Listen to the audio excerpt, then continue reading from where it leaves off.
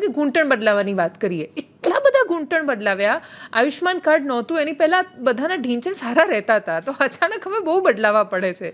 તો આ જે બધી ફરિયાદો છે એનું પણ તો કંઈક નિરાકરણ શોધવું થઈ જાય ને. જો કોઈ ઓવરવેટ અંકલ આંટી છે, આપણા દાદા દાદી મમ્મી પપ્પા ઓવરવેટ છે અને એને ઢીંચણ બદલાવાનો કીધો છે, તો જરાય જરૂર નથી.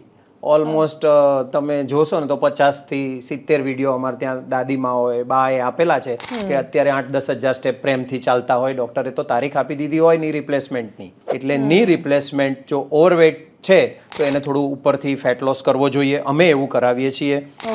આ ડિસ્ટર્બ થયો છે તો આપણો ઉપરનો મસલ્સ છે ને, ક્વાડ્રીસેપ કહેવાય, નીચે હેમસ્ટ્રિંગ મસલ, આ નીચે કાફ મસલ, ટિબિયાલિસ, આ બધા મસલ્સ મજબૂત કરીએ.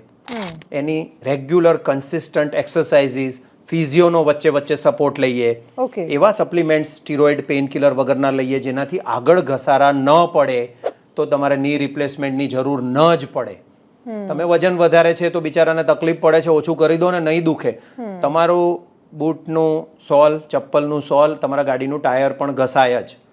એમ તમારું આ ઉંમર સાથે થોડા ઘસારા પડે છે, પણ એનાથી બદલાઈ દેવું એવું નથી. પાતળો વ્યક્તિ છે, બહુ ખરાબ થઈ ગયા છે, આમ આખા આડાઅવડા થઈ ગયા છે જોઈન્ટ્સ, તો બરાબર છે, એ સાયન્સ છે, હેલ્પફુલ છે લોકોને, એ પણ એક વરદાન જેવું જ છે. પણ 80% લોકો જરૂર વગરની સર્જરીઓ કરી નાખે છે અને અમારે નથી જ જરૂર પડતી. સ્પાઇન સર્જરી, હા, ની સર્જરી, તારીખ લઈ લીધી હોય ઓપરેશનની, અત્યારે એ બધા વર્ષોથી સરસ પ્રેમથી ચાલતા હોય, 8-10 હજાર, કોઈ ઓપરેશન, કોઈ પેન કિલર, કોઈ સ્ટીરોઇડ વગર, એવા અમારા હજારો પેશન્ટ્સ છે.